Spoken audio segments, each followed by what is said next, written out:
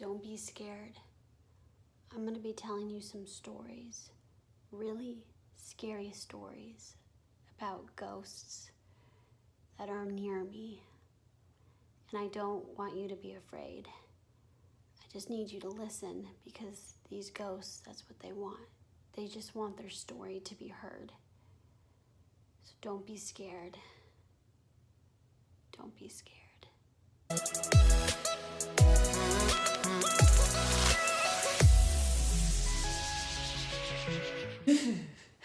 I have no idea why I thought it was a good idea to film that intro because I probably got more scared filming it than anything.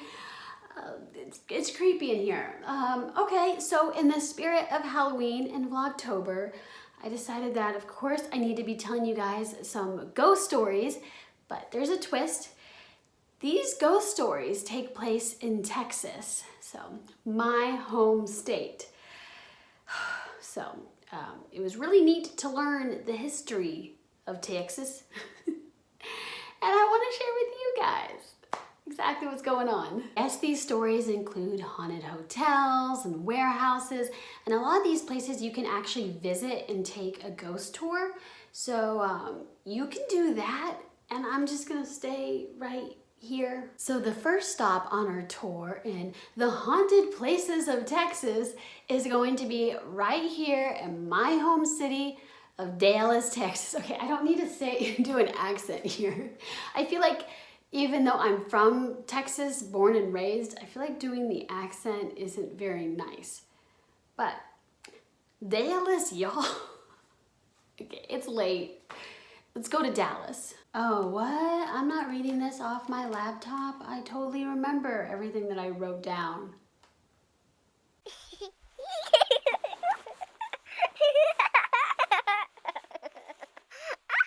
But I decided that I wanted to cover a haunted hotel, and it's called the Adolphus. Wait, is it? Adolphus. Okay, yeah, I think that's right. I believe it's been around over 100 years, and I actually looked up the price if I wanted to stay there tonight, and it's about $237 for just a typical guest room that includes one king-size bed.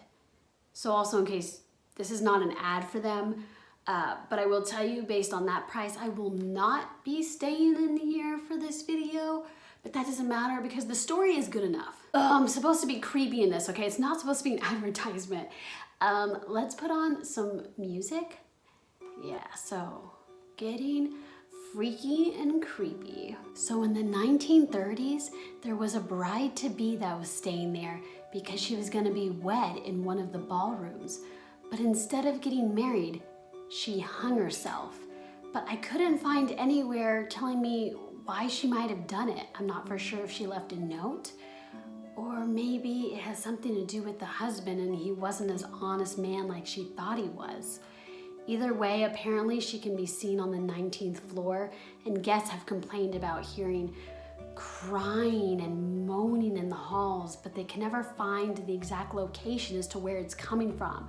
It's just her voice echoing around, and it's just very creepy. And then there's another woman who lingers around the hotel's bistro, but nobody knows her story. She does wander around, and guests complain of hearing these incredibly loud footsteps around the hotel. But everything is carpeted. So how do you explain that? And apparently there's a prankster in the hotel, and they're not for sure if it's either of those two women or if it's just another spirit. But, you know, without slamming doors and vibrating walls, there'll just be a painting that'll just fall to the ground.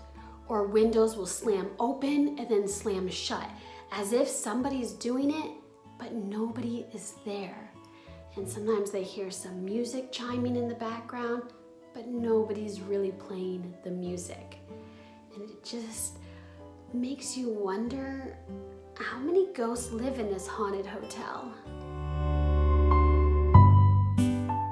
Since it is my hometown, I did a little bit extra research on Dallas, and apparently there is a Snuffers on Greenville that is known to be haunted. I've never visited that particular location, but a Snuffers near me, it's pretty good food. not sponsored. And I've actually been to the Sons of Herman Hall at night for swing dancing. And what they say is some of the swing dancers you see there are actual ghosts. And they're dressed up ready to dance. So I realized when I went there, and I think I've been there maybe twice, I could have been seeing ghosts the entire time. I'm not for sure. I guess I should have thrown myself at every person to see if I would have gone through them. But to me, I found that really freaky, and I just believe it could have happened and I would have never known.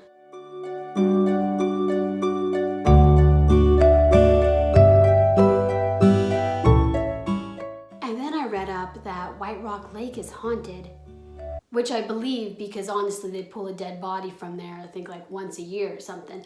But apparently there has been spottings of some creature called the Goat Man, but I feel like he's kind of made up because the Goat Man doesn't really do much except for he picks up litter and throws it back at people for littering. So I don't know, that sounds like it's made by the government, some folklore thing.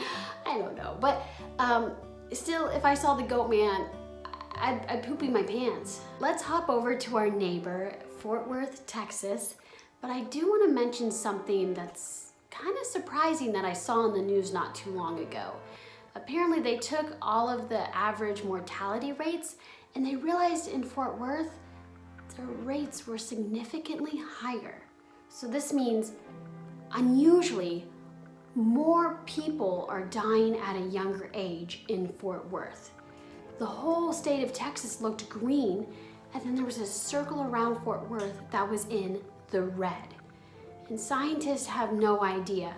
So something is in the water, or the ghosts there are probably really angry and getting some vengeance. Let's talk about the Fort Worth Zoo. I mean, did you know that the Fort Worth Zoo is haunted? Because I did not.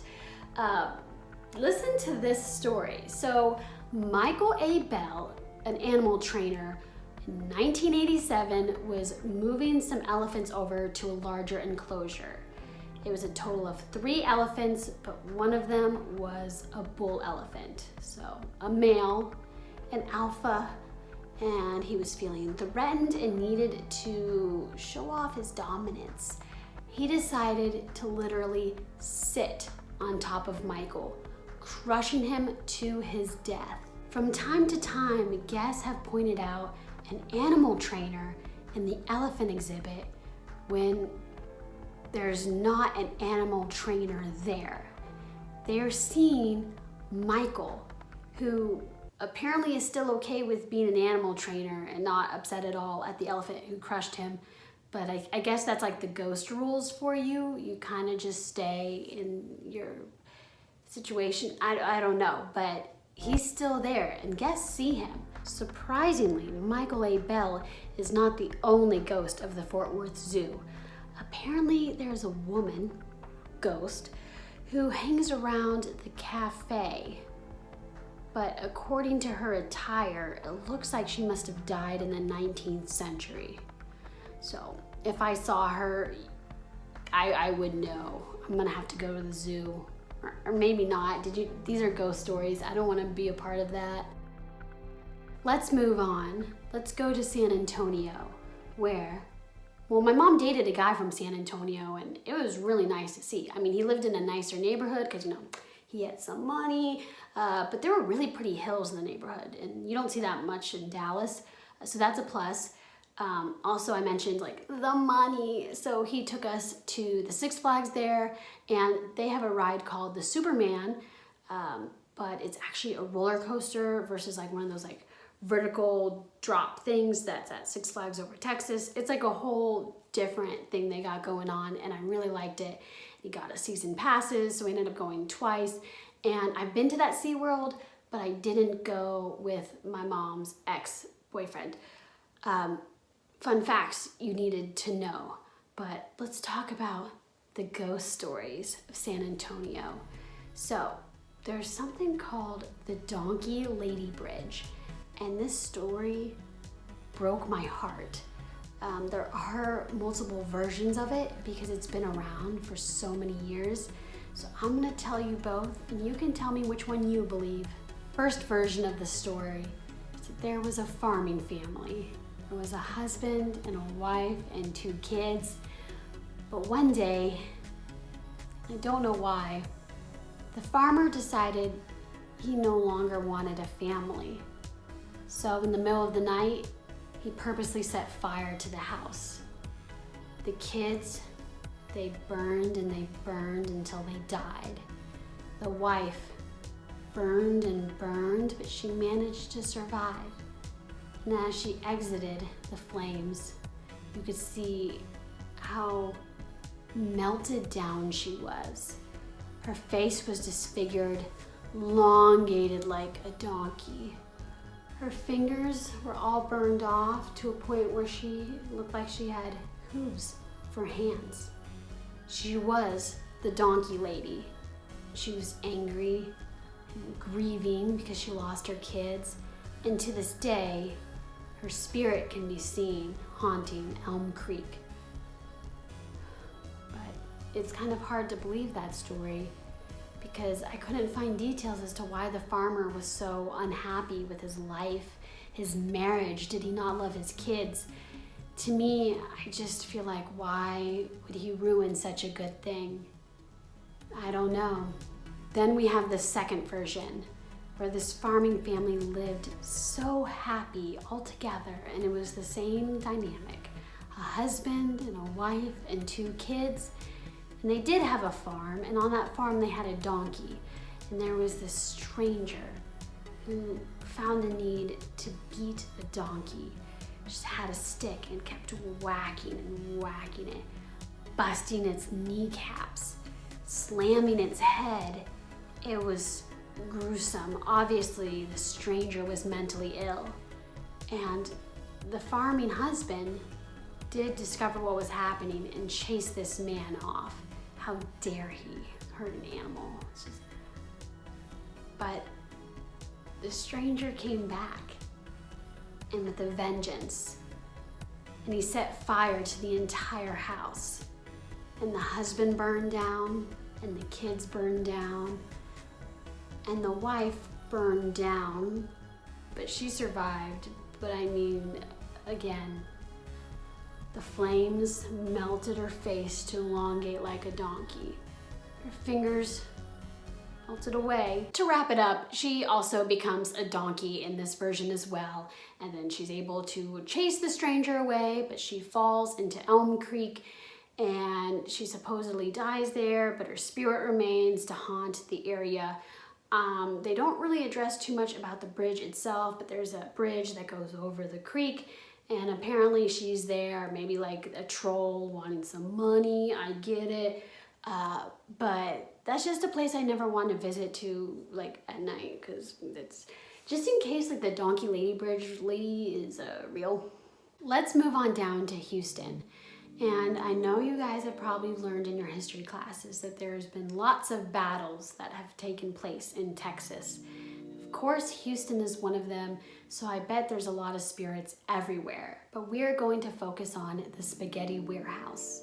Dallas also has a spaghetti warehouse, but so far I haven't read anything about that being haunted, but I bet it is. Everywhere's haunted. My house is haunted. Your house is haunted. Subscribe. Okay, let's keep going. So there are a lot of reasons why the spaghetti warehouse is haunted. So first of all, surprisingly, it used to be a pharmacy, and the pharmacist died by falling down the elevator shaft. So it must have malfunctioned. I don't know if it was all an accidental thing or if somebody was trying to kill him. We will never know. And his wife died about 2 months afterward of a broken heart. And in the restaurant, apparently you can still see her in the hallways. She's crying, she's still devastated, but there hasn't really been many traces of the ghost of the pharmacist. So I'm unsure how all of that works, but there's more. Upstairs, they kept dead children because orphanages oftentimes didn't have the money to give kids a proper burial. So when they died, their corpses were stored there. And that might explain why so many pranks end up happening.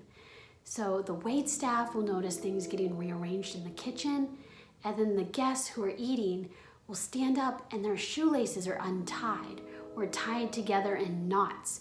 It's very childish behavior, you would say.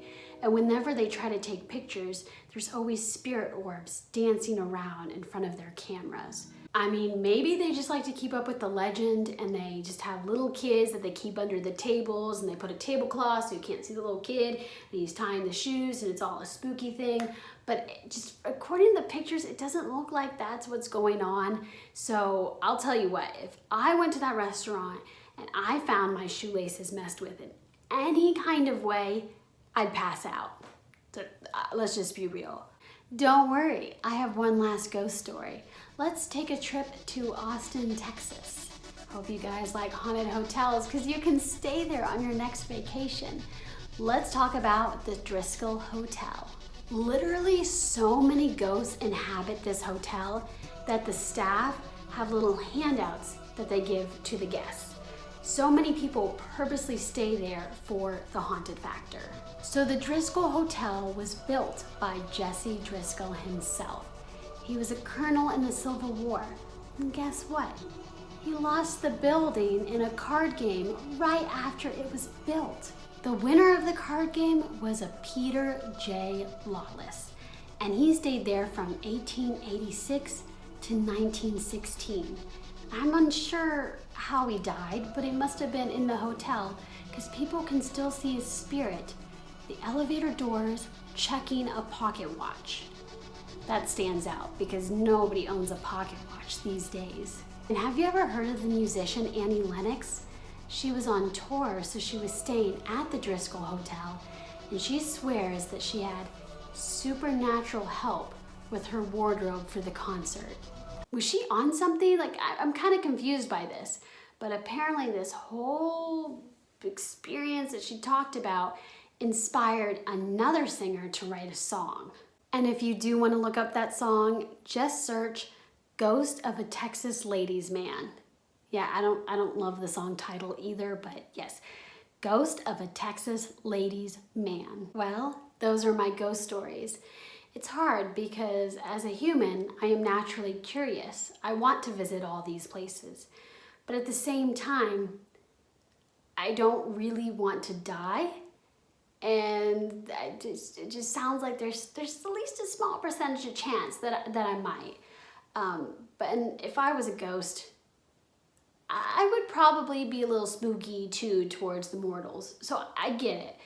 I don't know. You're gonna have to let me know in the comments what you think of these ghost stories and if you've ever seen a ghost. I think I have multiple times, but his secret is safe with me.